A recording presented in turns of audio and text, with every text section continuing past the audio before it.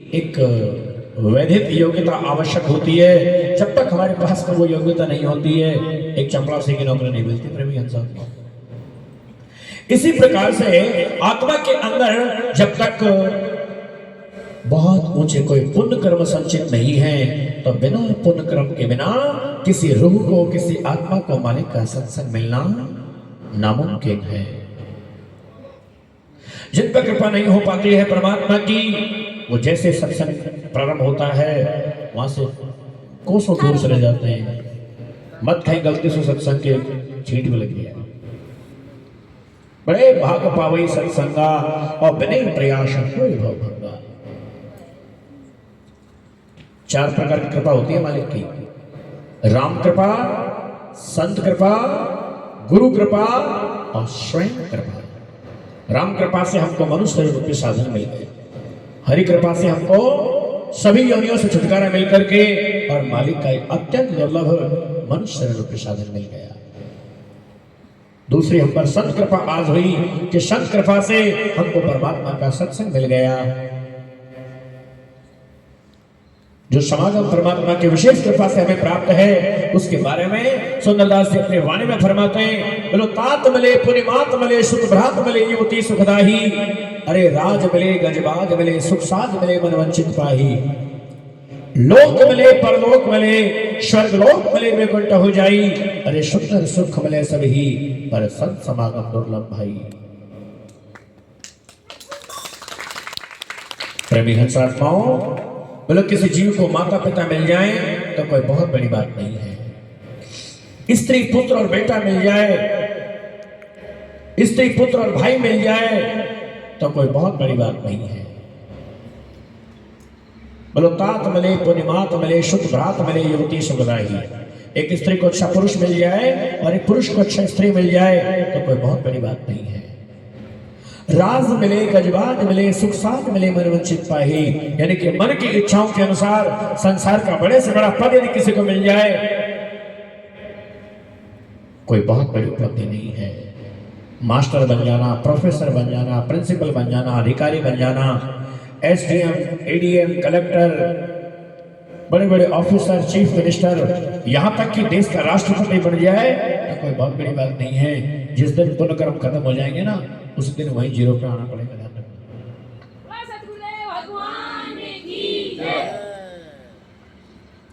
लोक मिले परलोक मिले स्वर्ग लोक मिले वैकुंठ हो जाए। भागवत में अक्सर हम सुनते हैं ना, फलाने व्यक्ति के लिए वैकुंठ से पुष्पक विमान उतरा और पुष्पक विमान में बैठ करके फलाना व्यक्ति वैकुंठ चले गया। लेकिन यहां क्या कह दिया, बोले किसी को वैकुंठ की भी प्राप्ति हो जाए, स्वर्ग की भी प्राप्ति हो जाए तो कोई बहुत बड़ी बात नहीं है। सुंदर सुख मिले सभी पर संत समागम दुर्लभ भाई। वो आत्माएं सच में मालिक की बहुत ऊंची कृपा पात्र आत्माएं होती हैं, जिन आत्माओं को मालिक का तत्दर्शी संतन का सानिध्य मिलता हो, संतन के समागम में जिनको मालिक की चर्चा मिलती हो। यहां हमें गौर करने की जरूरत है कि संतन के पास में ऐसी कौन सी पावर है जो वैकुंठ और स्वर्ग से भी ऊंची है। अक्सर आज तक अपन नहीं सुनवा करा भाई, तीन लोग को धनी जाने, स्वर्ग वैकुंठ और पाताल को धनी जाने मिले, लेकिन संतन के पास में इनसे अलग पावर होती है। सत्संग से सुधरे वाल्मीकि, अरे जग की प्रीत लगी जाए फीकी, रामायण रचई जननी की, 10,000 विस्तार में निर्भय हो हरि गुण गाया। आप सब जानते हैं ना वाल्मीकि कितने बड़ा डाकू हुआ, रत्नाकर डाकू आओ, खूब जीव हिंसा करते, आते जाते राहगीरों को लूटा करते। लेकिन एक दिन जैसे संत का सत्संग मिला, नारद जी से सुना, बोले हे बाला भील, तुझे कर्म करना हुआ है, ये तेरे कर्म तेरा स्वयं का करवा का नहीं है। बाला भील ने मना कर दी, बोले हे देवऋषि, हे नारद जी, ये हमको कोई कर्म परम का कोई दोष पोष हमें नहीं लगता, हमारे तो 7 पीढ़ी यही काम करते हैं। प्रेमी हंसात्माओं, नारद जी ने बहुत संक्षेप में, हालांकि वहां बहुत संवाद हुआ था, बहुत विवाद हुआ था, लेकिन संक्षेप में नारद जी ने कह दिया, बोले बाला भाई तू यदि मेरी नहीं मानता है तो तेरे परिवार से पूछ के आ जा। जब तेरे परिवार वाला कह दी, जब तू यह बात को मान लेना, हे बाला भाई तू जो कर्म कर रहा हुआ है, ये कर्म तेरे को निश्चित रूप से भोगना ही पड़ेगा। प्रेमी हंसात्माओं, वो बाला भील तुरंत अपने परिवार के पास में गया और सबको इकट्ठा करके पूछा, बोले तुम एक बात बताओ, जो मैं कर्म करता हूं इस मेरे कर्म में तुम लारे भागी हो? कौन? शब्द ने एक लारे मना करते, बोले हे बाला भील तेरे कर्म का तू ही भागी है, हम तो कौन भागी? तेरा कर्म तू ही भोगेगा, हमको कोई कर्म नहीं भोगना पड़ेगा, कर्म भोगे तू भोग। प्रेमी हंसात्माओं, परिवार की और नारद जी की एक सैन में सैन मिल जाती है। एक बात जैसे मिली तो जैसे सूर्य के प्रकाश से धरती का अंधकार नष्ट होता है, इसी प्रकार से उनके हृदय का अज्ञात रूपी अंधकार नष्ट हो गया और नारद जी के पास में वो तुरंत पहुंचे। सारे दुष्कर्म उसी पल त्याग दिए। और वो नाम कौन सा था? जिस नाम में जब वो प्रवेश हुए तो उल्टे नाम जपे जग जाना, बाल बेके हुए ब्रह्म समाना। वो उलटना का मतलब क्या है? क्या है वो उल्टा नाम? मरा मरा तो संसारी खेवे राम राम, तो चोर भी खेवी, डकैत भी खेवी, आपा तो खेवी राम राम, आपा चो ब्रह्म समान। क्या है वो उलटना? इसको हम तभी जान पाएंगे जब हमारे जीवन में हमको सदगुरु मिलेगा। सदगुरु के सानिध्य से उल्टने का मतलब, बाला भील के जो 9 द्वार हैं, उन 9 द्वारों से उनकी सुरती और मन को उल्टा दिया। 9 द्वार कौन से? जो खुले हुए हैं 9 द्वार हमारे अंदर हैं। हर मनुष्य के अंदर 9 द्वार हैं। 9 द्वार, 2 कान, 2 आंख, 2 नाक का सुर, एक मुंह, एक मूत्र द्वार और एक मूल द्वार। इन 9 द्वारों से उनकी सुरती और मन को ऊपर उल्टाया और 10वें द्वार से आगे उनकी सुरता को पहुंचाया। 2 नेत्र बंद कराए और तीसरा नेत्र उसका खुलवाया।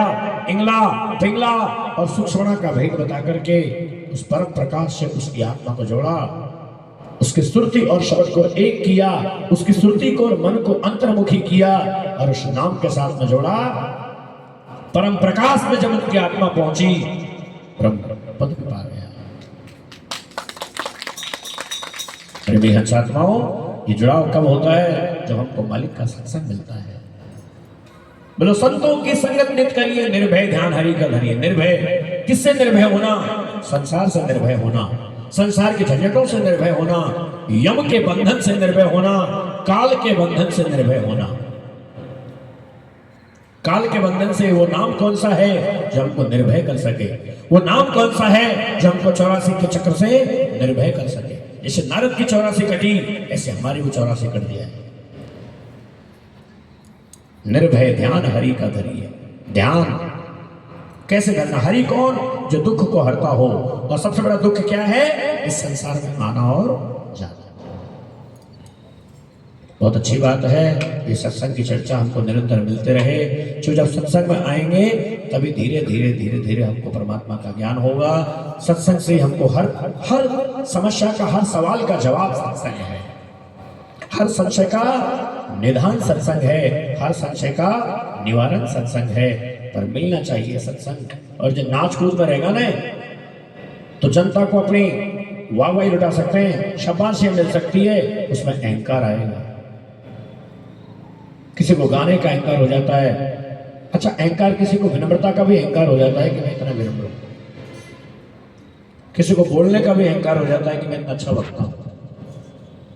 ये अहंकार से बचने की युक्ति, जब हम स्मरण के साथ जुड़ेंगे, भजन से जुड़ेंगे, अंदर से अपने सुरती को उस मालिक के नाम के साथ जोड़ेंगे, फिर हमारे अंदर वो अहंकार भाव आ ही नहीं सकता।